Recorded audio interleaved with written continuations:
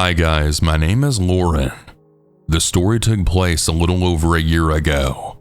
My best friend Sarah and I were going to hang out like we usually did, walking around town and talking in the evenings. As we were walking, we decided to go through the local park. There have been some horror stories about this park in the past.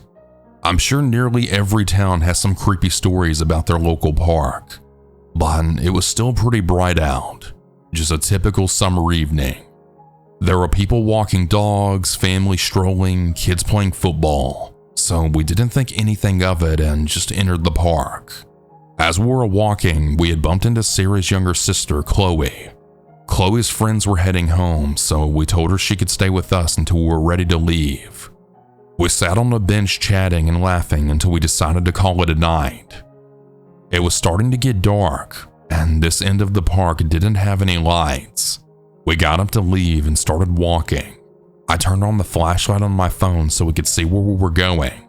By this point, the park was pitch black and silent. You couldn't even hear the birds in the trees anymore. In the distance, I noticed someone walking towards us. All I could see was the light from their phone screen reflecting on their face with their hood up. I thought it was odd for someone to be walking alone in the dark, but I just kept it to myself. I didn't want to scare the girls. As the person got closer and past us, I realized it was a man. Sarah broke the silence by saying, "Was it just me, or did anyone else also find that uncomfortable?" I laughed and I told her I'd been thinking the same thing.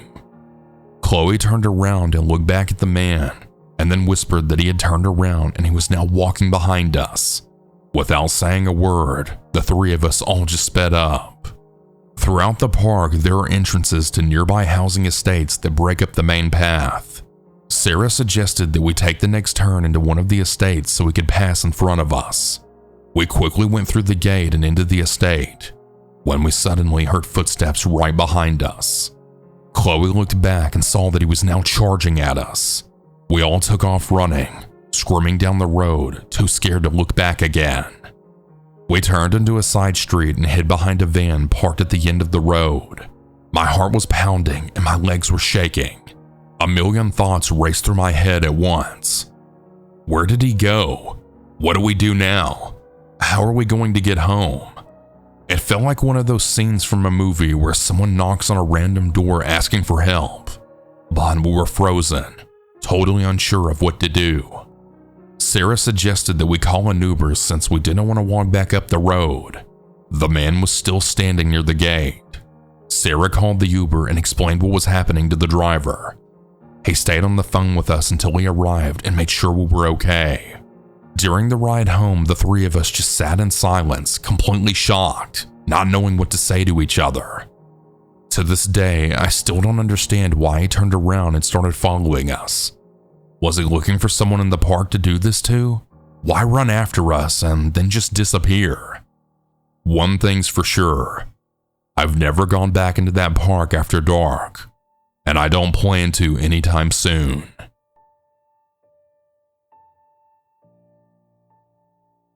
I live in Dublin, Ireland, and one of many assisted living accommodations.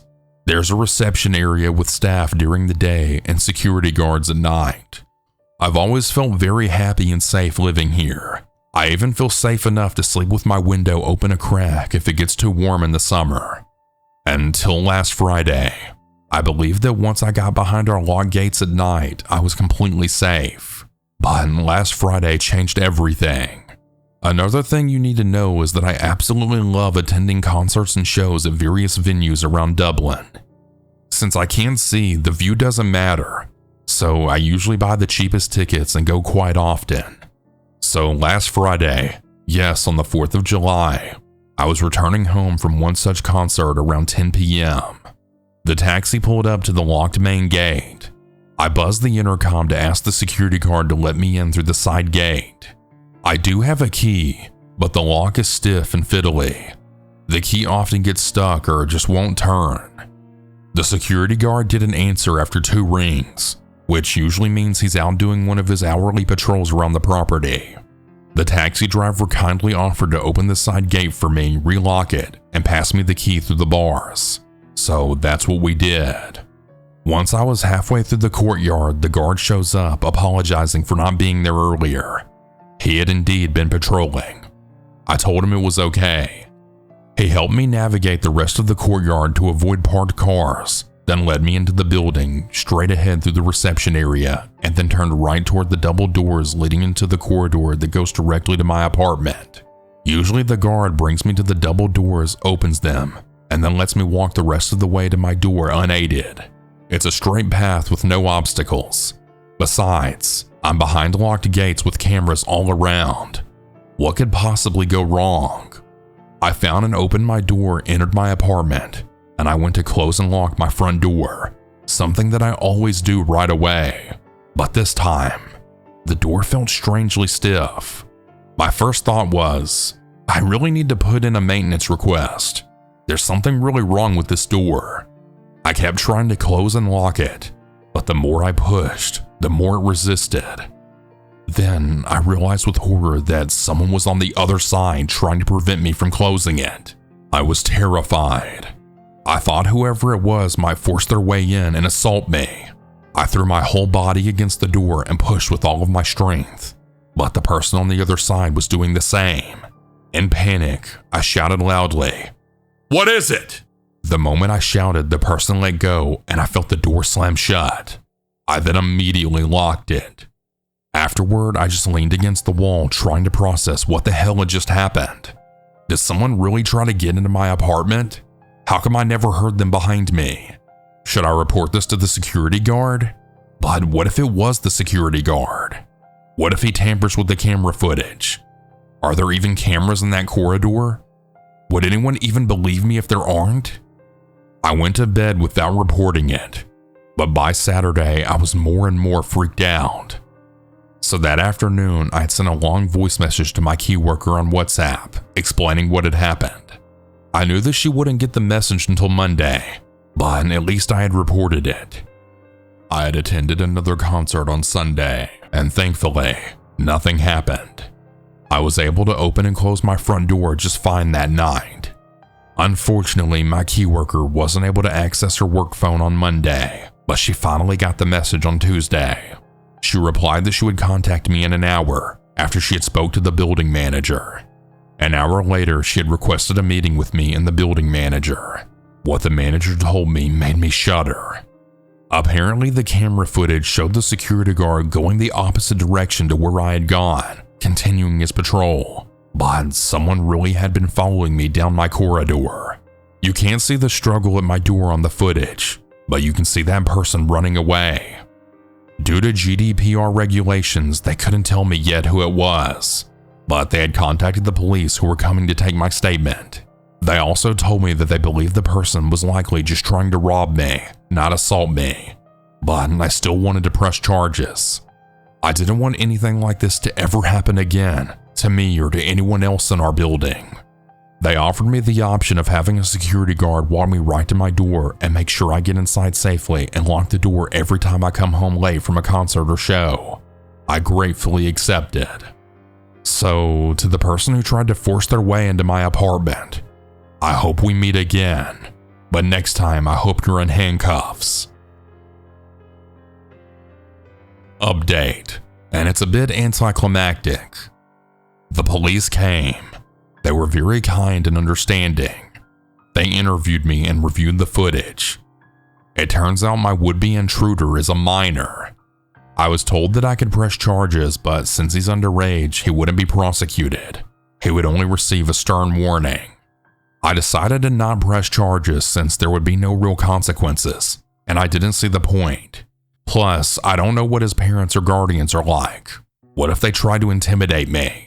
However, I do hope that the police put the fear of God into him so he thinks twice before ever doing something like this again to anyone else.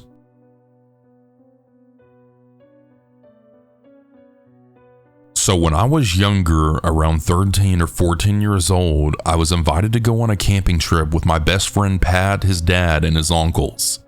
It was this kind of guys' weekend coming of age thing, something I'd like to do with my kids now.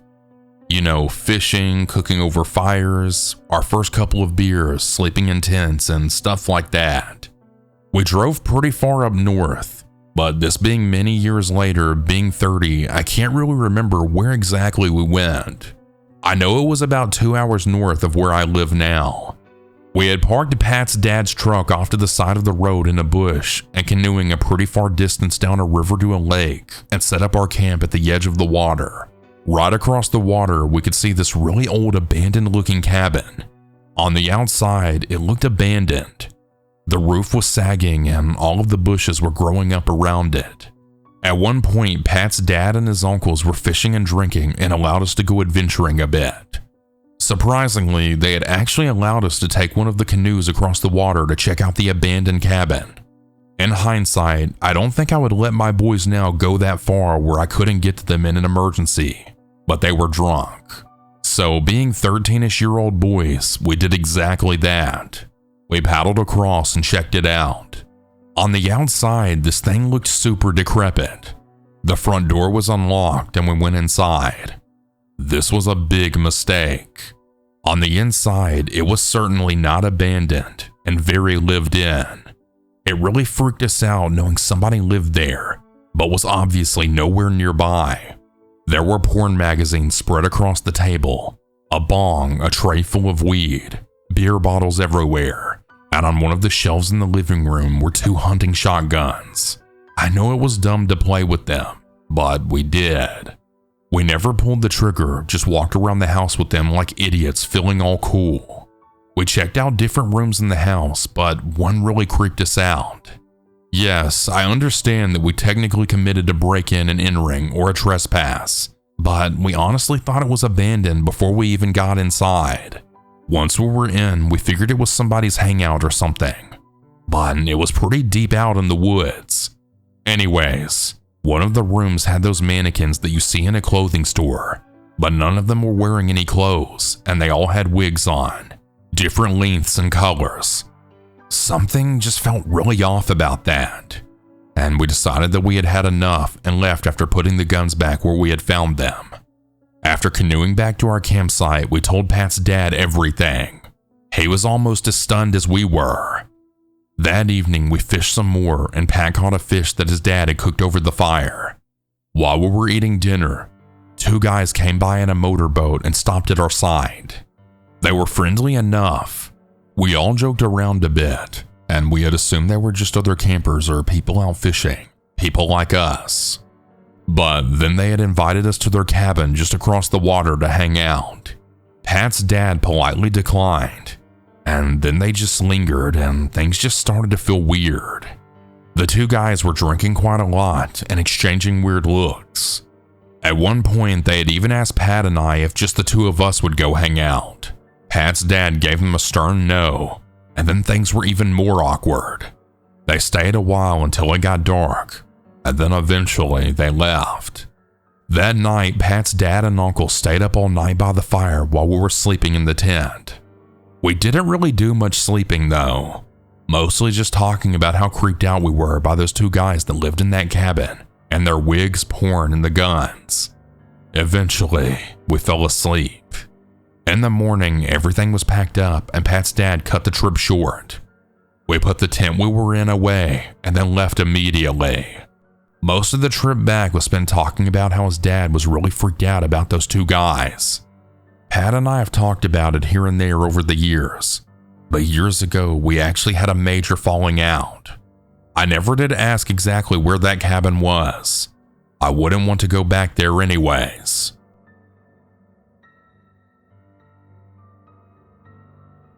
My best friend, who I'll call Lisa for privacy reasons, lives really close to me. Her house is actually part of a duplex apartment building, which is important for later. We were extremely close friends and our parents were totally fine with us going to each other's houses. We usually hung out at her place since her mom needed her around more to help with her younger siblings. At the time of this story, Lisa and her mom were out picking up the kids from the babysitter. I was already at their house waiting for them to get back.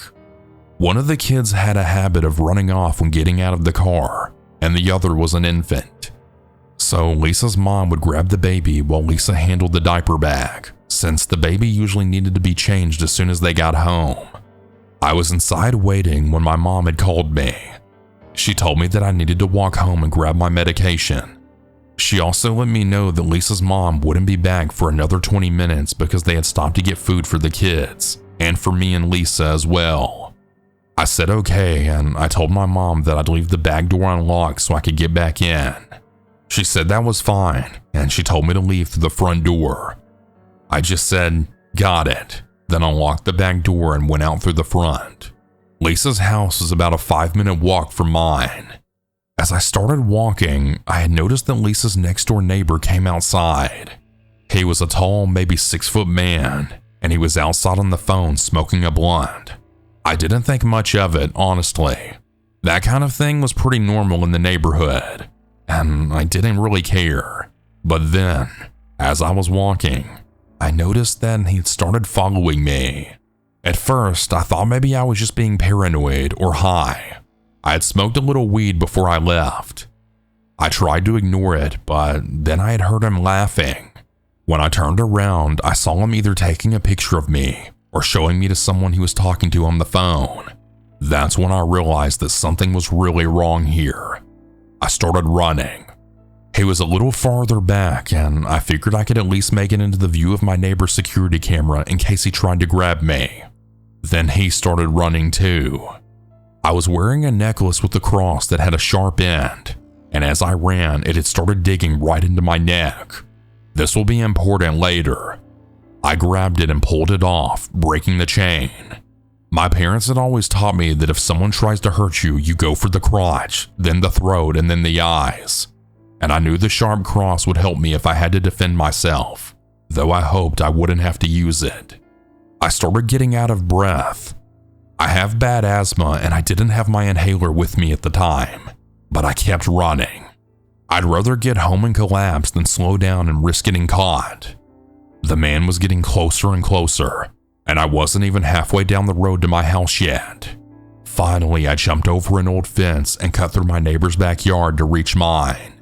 Luckily, my dad was outside working on our car. He saw me running, and when he noticed how panicked I looked, he ran toward me. I was almost in tears. I was terrified. As soon as my dad had started running toward me, the man chasing me stopped and then ran off in the opposite direction. My dad didn't chase after him. He just focused on me. Strangely, we had never reported that incident to the police, and I never saw that man again.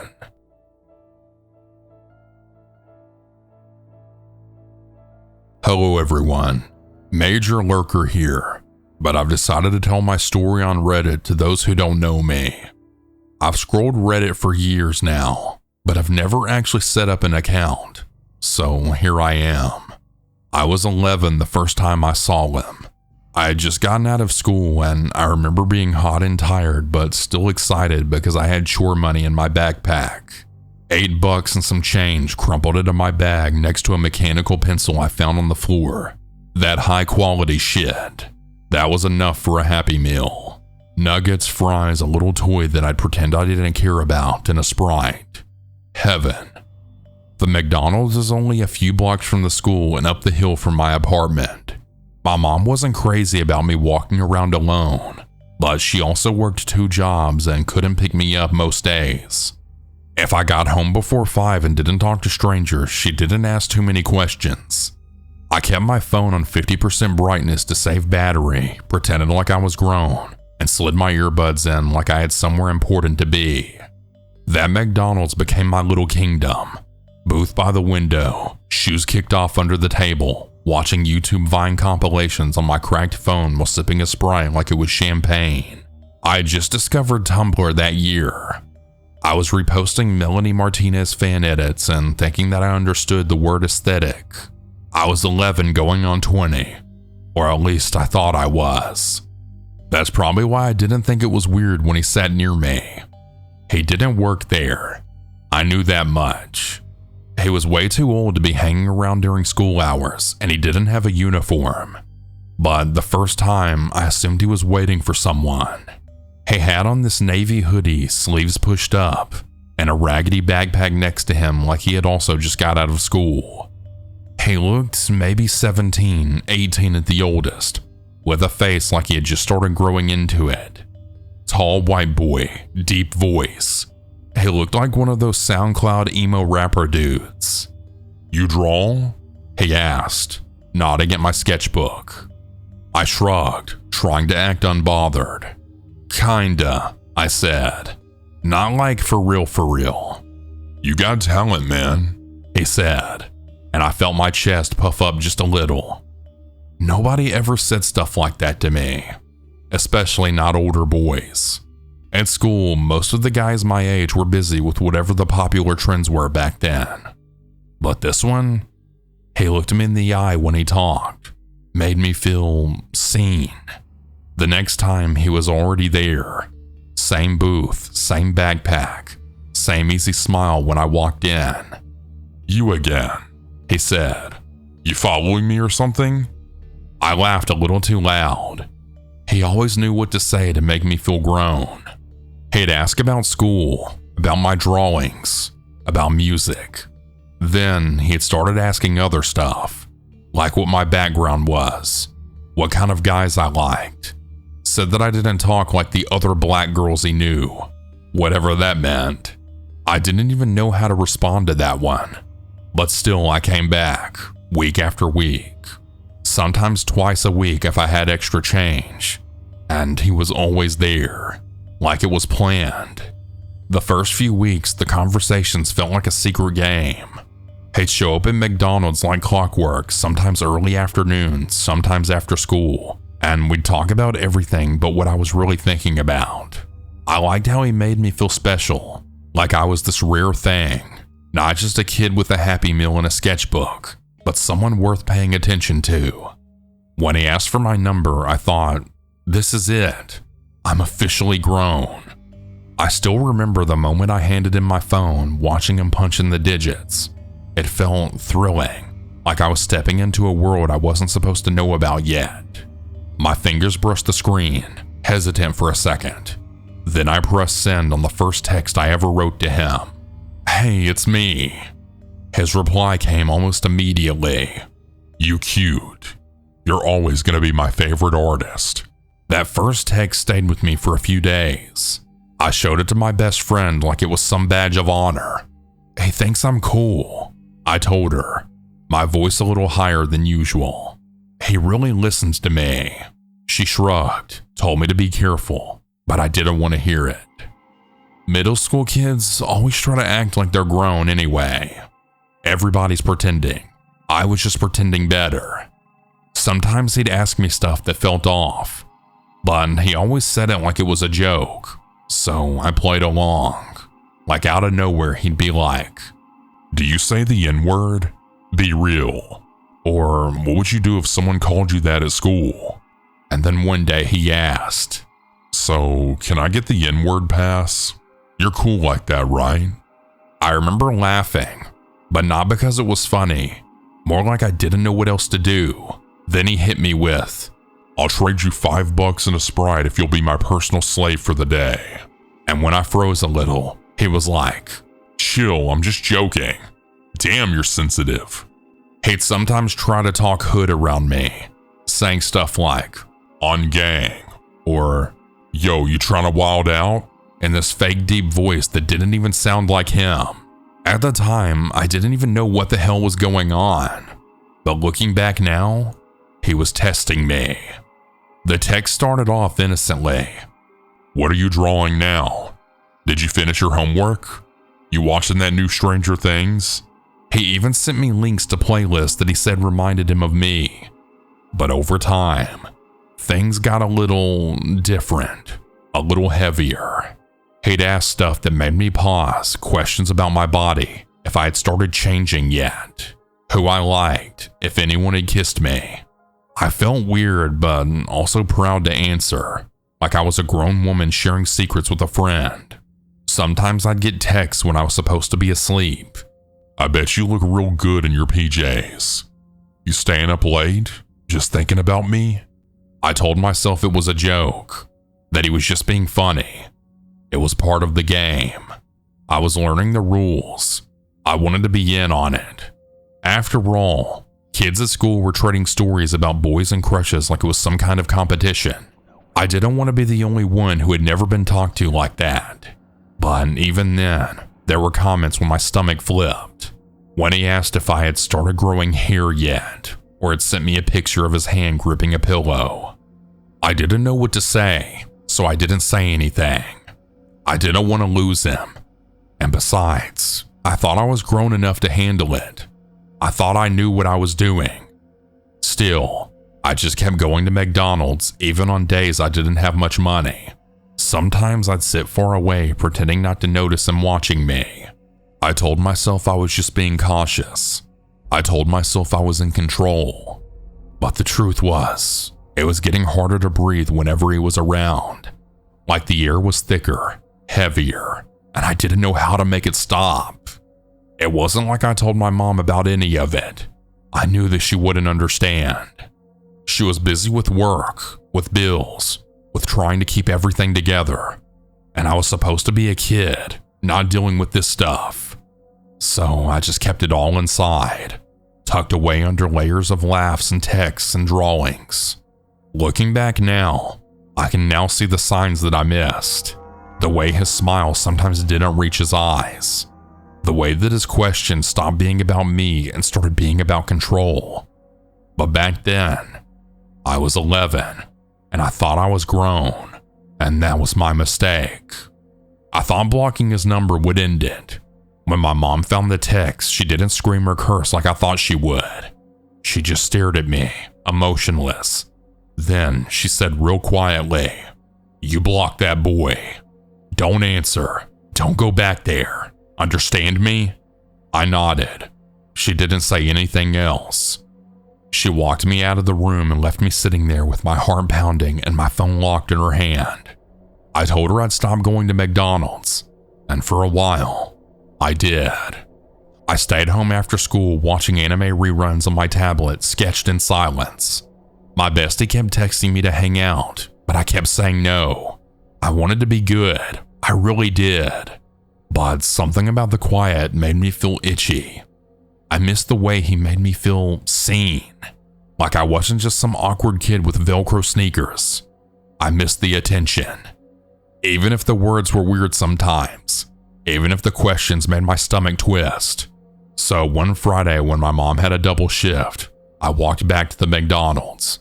I told myself I wasn't going to talk to him. I'd just sit, eat, and leave. That was it. I had $10 from babysitting my cousin the weekend before. I ordered a Happy Meal even though I told myself that I wasn't a little kid anymore. He was already inside. Same hoodie, same old backpack, same smile. But it didn't look soft this time. It looked sharp. He watched me sit down in the booth by the window like he'd been waiting. I thought he'd maybe give me a nod across the room. Instead, he walked straight over and slid next to me. Next to me, not across. Right there on the same side, his body pressed up against mine. I stiffened, staring at the tray in front of me, my hand shaking a little as I opened the tiny milk jug. "You've been avoiding me," he said, low and flat. I tried to laugh. "Nah, I've just been busy. Homework and stuff." He didn't laugh back. Instead, his leg pressed harder against mine, and I could feel how much taller, how much bigger he really was. He was taking up all of the space. I suddenly felt how small my arms were, how my hoodie sleeves still bunched up at the wrists because I hadn't hit that growth spurt yet. I wasn't grown. I wasn't even close. He leaned in, hot-ass breath hitting my face. "I thought you were different," he said. "I thought you could handle grown-up things, but you're just like the rest of them little girls. Scared." My whole body went still. Then, without warning, he put his hand on my thigh, hard. He gripped it tight, his fingers digging in like he was trying to leave a mark. I winced, but I didn't say anything. My whole brain just shut off. He wasn't looking at me anymore, just staring straight ahead, his fingers still pressing into the soft part above my knee. "I thought you were actually mature," he said, almost like he was sad. "Guess I was wrong." I don't even remember standing up. I just remember the sound of the tray clattering to the floor, my fries spilling under the table, the little toy bouncing out of the box and rolling near his foot. I didn't stop to grab it. I didn't look back. I walked out of the front door like I had somewhere to be, then ran the second my feet hit the sidewalk. I didn't cry until I got home. I didn't tell my mom. I didn't tell my friend. I just went straight to my room, curled under the blanket, and felt my thigh throbbing where his fingers had been. After that, I didn't go anywhere but school and home. Even walking past that McDonald's made my stomach just twist. That Friday was the last time I tried to act grown. It was the last time that I let myself believe that I was in control. Looking back now, he saw me alone. He saw how eager I was to be taken seriously. How easy it was to plant compliments like seeds and watch them grow into something he could use. And I gave him room. I let him sit next to me. I laughed when he said creepy things. I answered texts I didn't know how to read right. But I was 11. I just wanted to feel special, and he knew exactly how to use that. I think about that grip on my thigh more than I want to admit. Not because it hurt, because it changed something in me. That moment snapped the fantasy clean in half. I wasn't grown. I was a little girl in a hoodie too big and a heart too soft to carry the weight he put on it. I remember how fast the fear came rushing in, how fake all the flirting felt after that. I remember the silence afterward, the kind that sticks to you. Now that I'm 21, I catch myself watching girls like how I used to be, sitting at McDonald's, earbuds in, doodling on napkins, thinking they've got it all figured out. And I just want to tell them, baby, you don't. But that's not your fault. It's his. The older boy who keeps showing up when you feel safe. The one who talks to you like you're different, like you're smarter than everyone else, like he's doing you a favor just by paying attention. That boy doesn't think you're special. He thinks you're easy to fool. I'm not ashamed of being that little girl anymore. I was soft and bright and curious, and he mistook that all for permission. But I'm angry for her. I really wish somebody had caught me walking into that McDonald's and told me to go home. I wish I had believed my mom the first time. I wish I had known that no grown man should never ever have been paying that much attention to a kid.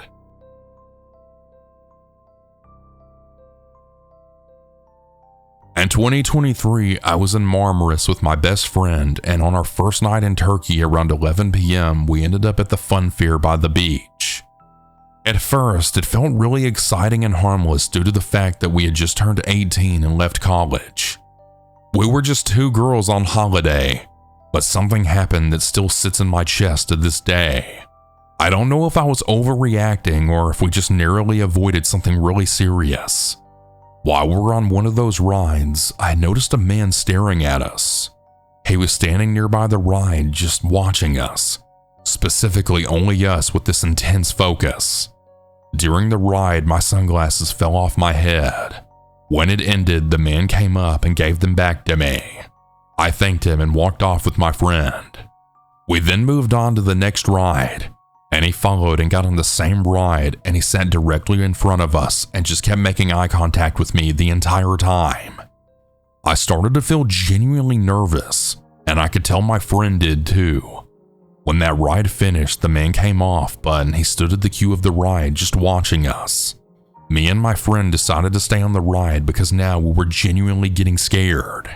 We only had one token left, so we decided to use it while we tried to figure out what to do. During the whole ride me and my friend were on, the man just kept staring at us, waiting literally at the entrance of the ride.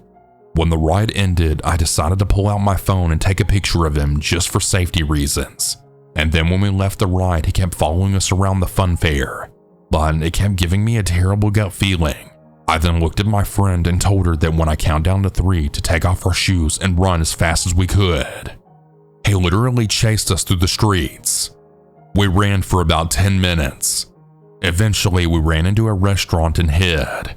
He must have not seen us go in because he just kept running straight past. We stayed hidden until we were sure he was gone. What scares me even more was that he had a young boy, maybe 14 to 15 years old, with him the entire time.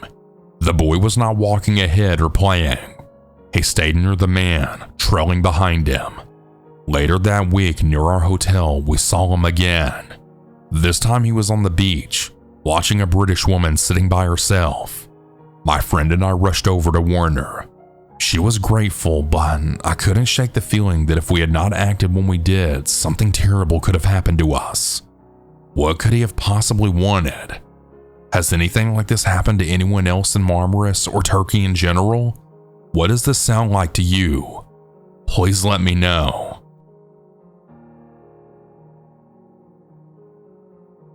To start off, I'm a 27-year-old male, and at the time of the story, I was either 18 or 19 right after high school, so I'm not 100% clear on the details. I had gotten a job doing house remodeling, which required me to travel.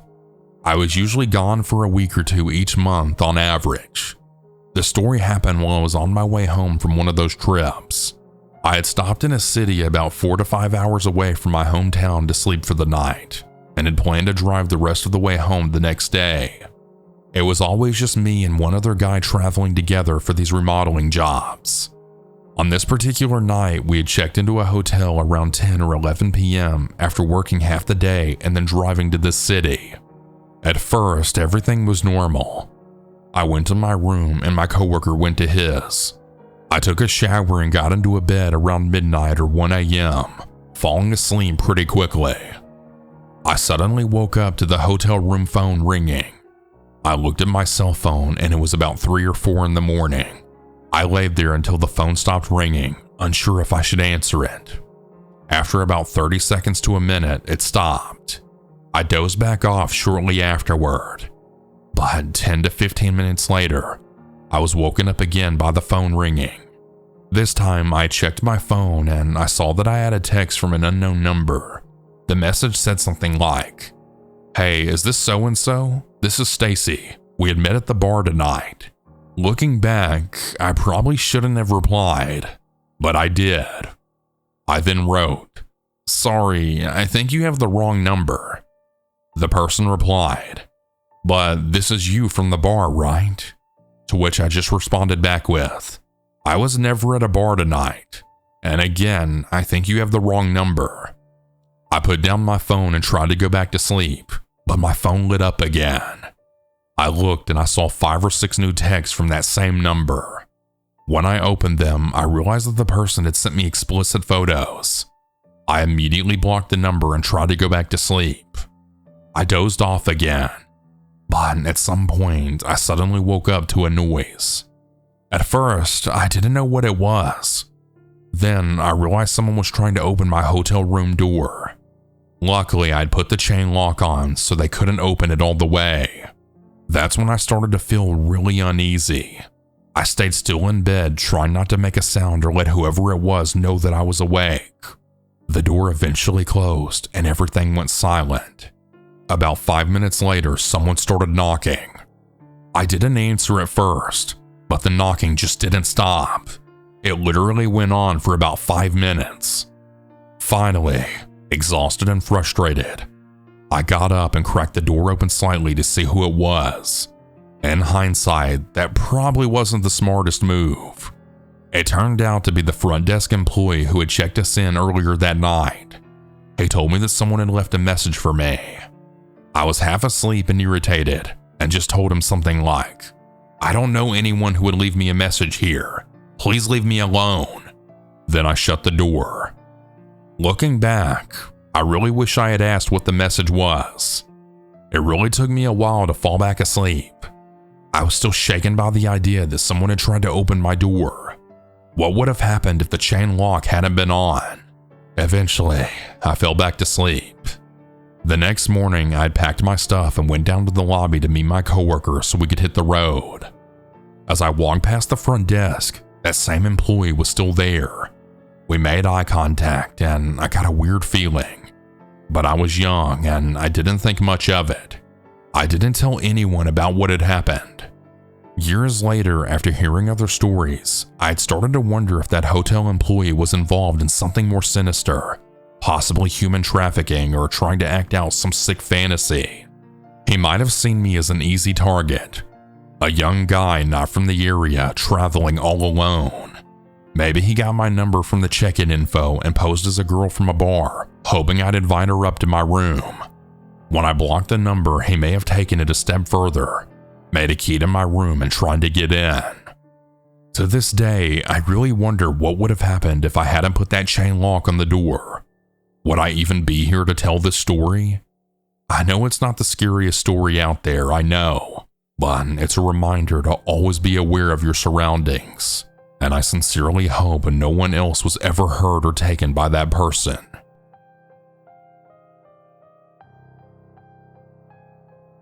This happened about 7 or so years ago. My family and I visited a lake in a state far away from our town for our first and last family reunion. Spoiler alert, it did not go well.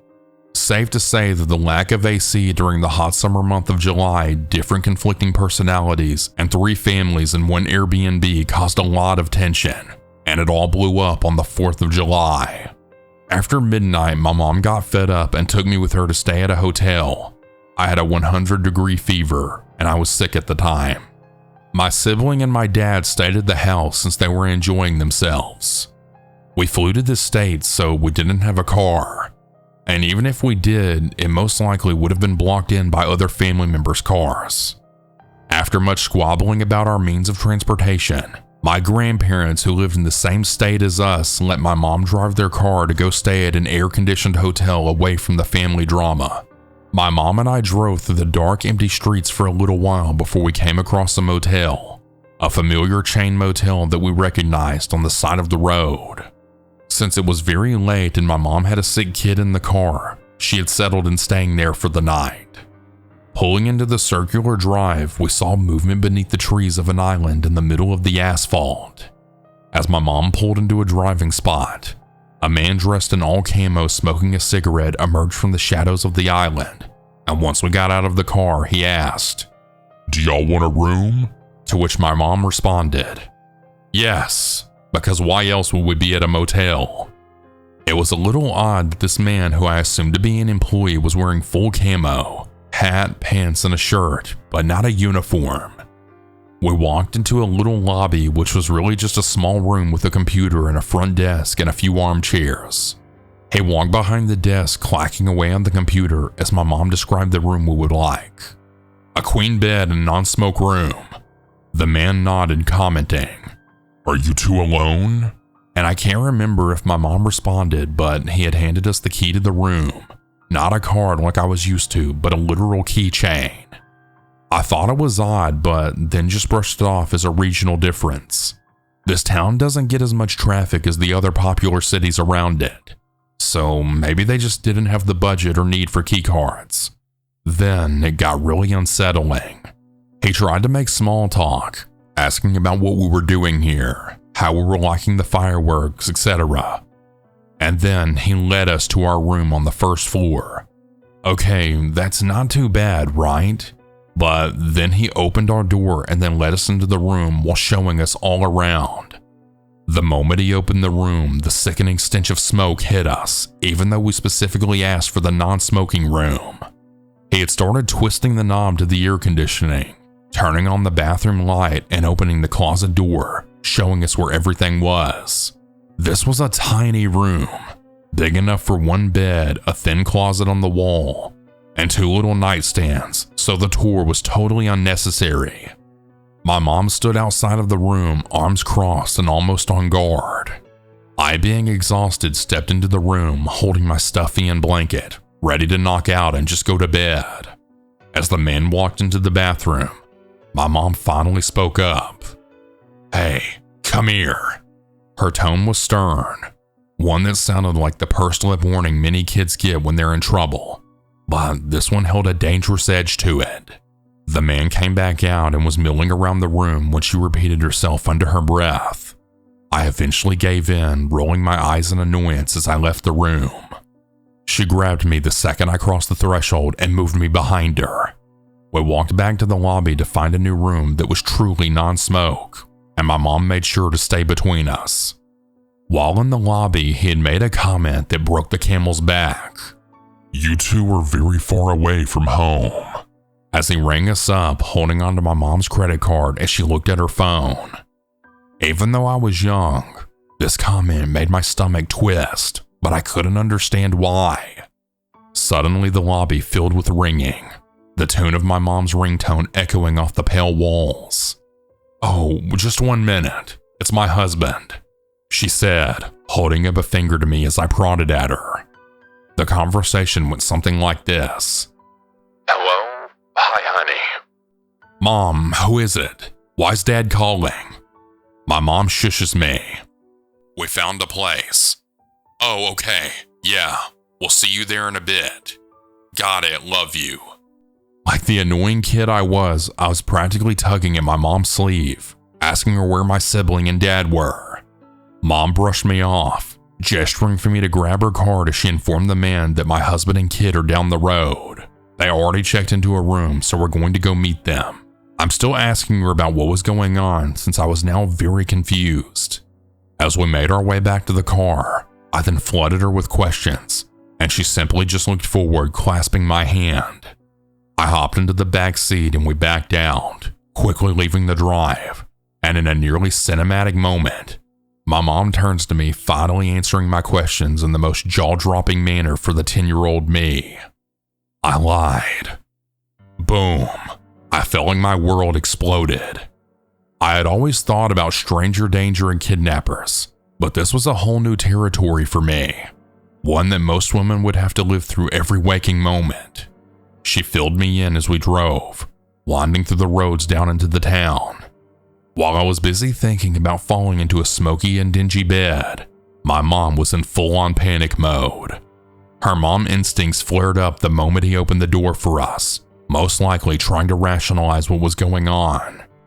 Once we reached our room, easily accessed on the bottom floor with a key that the man most likely had a spare of, and that did not meet our specifications, she devised a plan. While we made our way back to the lobby, blabbing about a new room, she had been texting my dad telling him where we were and to call her. Her worries were further confirmed with the man's strange and overly personal questions. The reality of the situation really began to set in for me. A little part of me that was still innocent and naive to the ways of the world cracking. In the end, we found a safer hotel further into town, with a pool at that, and we stayed there for the rest of our trip, later joined by my dad and sibling. Now on to the update that freaked me out even more.